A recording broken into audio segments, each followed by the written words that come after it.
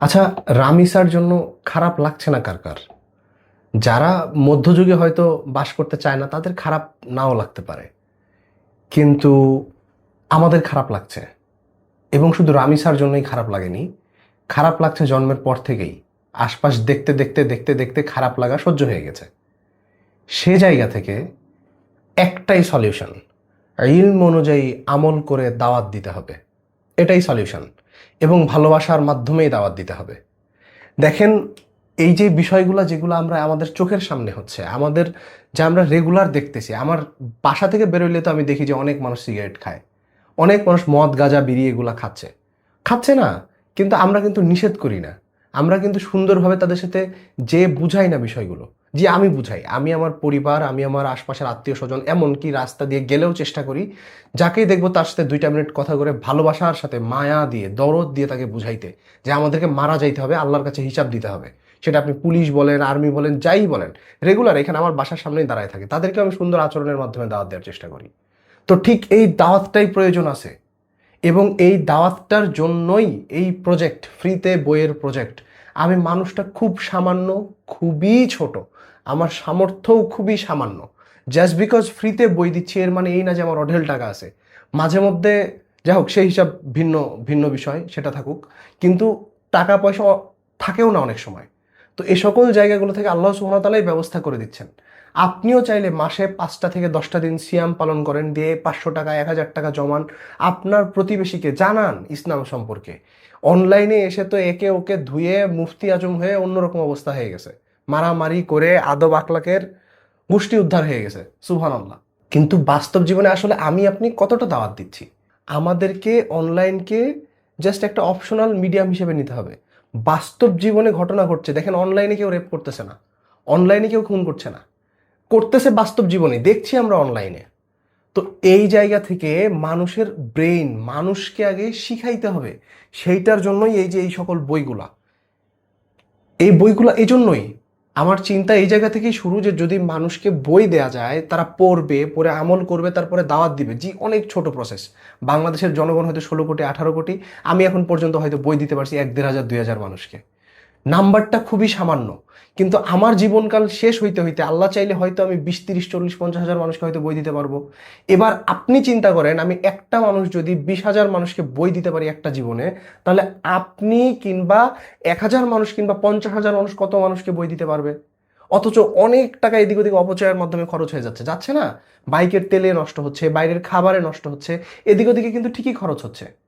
এই সকল জায়গাগুলো থেকে আমাদের জন্য সময় উপযোগীও না, সময় পার হয়ে গেছে। এইসব তন্ত্রফন্ত্র, যেসব কুফরি মতবাদ আমাদের মাথার মধ্যে ঢুকে আছে, এই জিনিসগুলো আসলে রেপ করে, এই জিনিসগুলো খুন করে, এই জিনিসগুলো ভাইয়ে ভাইয়ে মারামারি লাগায়। কেন এক ভাই আরেক ভাইকে দেখতে পারবে না, অথচ সবাই মুসলিম? পার্থক্যটা কোথায়, সমস্যাটা কোথায়? তো এটার জন্যই তো আগে ইমান, সালাফে সালেহিনের বুঝ অনুযায়ী যে পথ, সেই পথের দিকে ডাকতে হবে। সেই পথের দিকে সুন্দর করে আহ্বান করতে হবে, কাউকে ছোট করে না, কাউকে ক্ষতি করে না, সুন্দর করে ভালোবাসার মাধ্যমে ডাকতে হবে। এবং এইগুলারই এই প্রসেস হচ্ছে ফ্রিতে বই দেওয়ার এই প্রসেস। জি, আপনার কাছে হয়তো জাস্ট মনে হইতে পারে এটা একটা ফ্রিতে বই দেওয়ার প্রসেস, কিন্তু এই কাজটা করার আগে আলহামদুলিল্লাহ, মাশাআল্লাহ, আল্লাহর রহমতে, আল্লাহর বরকতেই আমি এই জিনিসগুলো চিন্তা করেছি যে কি করে চেঞ্জ করব। আমার পরিবারে, আমার আত্মীয় স্বজন, আমার সমাজের জিনিসগুলো আমাকে কষ্ট দেয়, আমি রাতে ঘুমাইতে পারি না। তো এই এই জিনিসগুলো তো আমাকে, মানে, সারা রাত ঘুমাইতে দেয় না।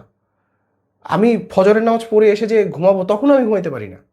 তো এই বিষয়গুলো তো শুধু আমার মধ্যেই হয় তা না, সমাজে এমন মানুষ অনেক আছে, কারো সামর্থ্য আছে, কারো নাই। এবং আপনাদের মধ্যেও আছে কিছুটা হইলেও। তো সেই কিছুটাকে কাজে লাগাইতে হবে। পোস্ট দিয়ে কিন্তু কোনো কাজে লাগবে না। বাস্তবিক অর্থে পোস্ট দিয়ে কিচ্ছু কাজে লাগবে না। আজকে থেকে আপনি 10টা টাকা করে জমান, মাস শেষে অন্তত পক্ষে 2টা মানুষকে বই দেন। বই দিয়ে তাকে হাত পা ধরে বলেন যে ভাই আপনি পড়েন, এই ইমান সম্পর্কে পড়েন, এই সালাফে সালেহিনের পদ্ধতি সম্পর্কে পড়েন, আসেন আমরা জানি সালাত, সিয়াম, হজ, জাকাত, জিহাদ এগুলা কিভাবে হবে। জি, শাসকের আনুগত্য করতে হবে যে সকল বিষয়গুলো দিনের সাথে মেলে, কিন্তু যে সকল বিষয়গুলো দিনের সাথে মেলে না, সে সকল বিষয়গুলো তো কারো আনুগত্যই চলবে না। খুরুজ করা না করা, বিদ্রোহ করা না করা, সেটা পরের বিষয়। গণতন্ত্র এমনিতেই আপনাকে কয়েক বছর পর পর এরকম বিদ্রোহের সুযোগ দেয়, কারণ ওই যে একনায়কতন্ত্র বানানোর যে সিস্টেম। তো সেই জায়গাতে যে একবার ক্ষমতায় বসে তাকে তো সে যাই হোক, সে ভিন্ন আলাপ। তো এই সকল বিষয়গুলোর জন্যই এই ফ্রিতে বই দেয়া। এবং ফ্রিতে বই দেয়া আপাতত স্থগিত আছে, ঈদের পর থেকে আবার চালু হবে। তো যদি রামিসার জন্য কিছু করতে চান, যদি ফেলানির জন্য কিছু করতে চান, যদি ওসমান হাদির জন্য কিছু করতে চান, হ্যাঁ এনাদের হয়তো দেখতে ভালো ছিল না, এরা হয়তো দাড়ি টুপি পরতো না, ইত্যাদি ইত্যাদি বলতেই পারেন, কিন্তু এরা মানুষ ছিল, এরা মানুষ ছিল। এবং প্রত্যেক মানুষ আদল আদল চায়। রাসূল সাল্লাল্লাহু আলাইহি ওয়াসাল্লাম আদল প্রতিষ্ঠা করেছিলেন। তো এইটা একমাত্র শরিয়ার মাধ্যমে সম্ভব, এবং সেটারই প্রথম স্টেপ হচ্ছে ভালোবাসার মাধ্যমে ইলম অনুযায়ী আমল করে দাওয়াত দেয়া। তো সেটারই আমার দিক থেকে ছোট্ট একটা পদক্ষেপ এই বই। তো এই বইটা যখন নিবেন, মনে করবেন একটা পদক্ষেপ নেওয়া হলো এইদিকে, এবং নিজ পরিবার আত্মীয় স্বজন এলাকায় দাওয়াত দেওয়ার চেষ্টা করবেন। আমিও করছি, আমার জন্য দোয়া করবেন, আমি আপনাদের জন্য দোয়া করি। আল্লাহ সুবহানাহু ওয়া তাআলা আমাদের সবার দাওয়াত কবুল করুন, আমাদের ইলম আমল দাওয়াতে বারাকা দান করুন। পরস্পরের জন্য দোয়া করি, পরস্পরের প্রতি কোমল হই, মারামারি ঝগড়াঝাটি এগুলো বাদ দিয়ে সব কাঁধে কাঁধ মিলিয়ে সমাজ পরিবর্তন করার চেষ্টা করি, দিনের দিকে নিয়ে আসার চেষ্টা করি। ওই রিলস দেখে পোস্ট করে কিংবা বিচার চাই বিচার চাই বলে লাভ হবে না। কার কাছে বিচার চাচ্ছেন? বিচার চাইতে হবে আল্লাহর কাছে। আর আল্লাহ সুবহানাহু ওয়া তাআলা বলছেন, আল্লাহ সুবহানাহু ওয়া তাআলা তাদেরকেই সাহায্য করেন যারা আল্লাহ সুবহানাহু ওয়া তাআলাকে সাহায্য করে। আর সেটার জন্য ইলম অনুযায়ী আমল করে দাওয়াত দিতেই হবে, দিতেই হবে ভাই।